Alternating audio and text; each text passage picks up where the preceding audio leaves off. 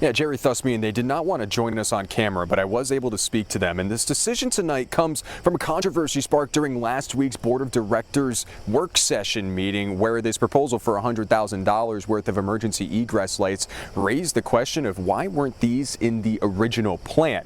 Emergency egress lights, in general, lightens escape paths and exits during a power failure. In the case of an athletic field, this would illuminate a path for people to exit the field if there was a power outage. However, the plans for the emergency egress lighting weren't in the final drawings when the district approved the new stadium, which is scheduled to be ready by 2027. And now, for accountability, supervisors sent the contractors back to the board to figure out why.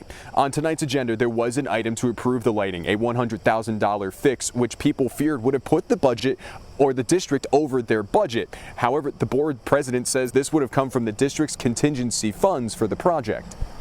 We just need some clarification on that.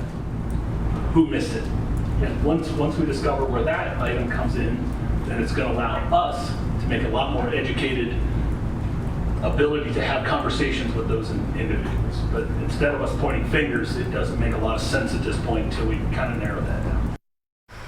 Now, according to Pennsylvania code, emergency egress lights are required for athletic fields. I did ask Board President Daniel Rice if sending this back to the contractor may lower the overall cost of the lights. He said that is the hope. And I asked further if that cost in turn could be passed on to the contractor. He responded, quote, "If it is discovered that it was omitted from the beginning, then yes, the responsibility would fall on the architect and design engineers." So there's a chance the district may not have to pay for these emergency egress lights, which are necessary. For now, the director said that they will revisit this topic in their Board of Directors meeting next month, which is currently scheduled for September 15th.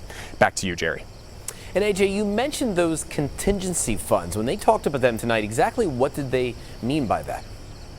Jerry, that's a good question. And the way they explained it tonight is that with these projects, there is money in the budget for them to be able to cover these costs, these unexpected costs. And the overall $17 million project is a 10% contingency fund of $1.7 million.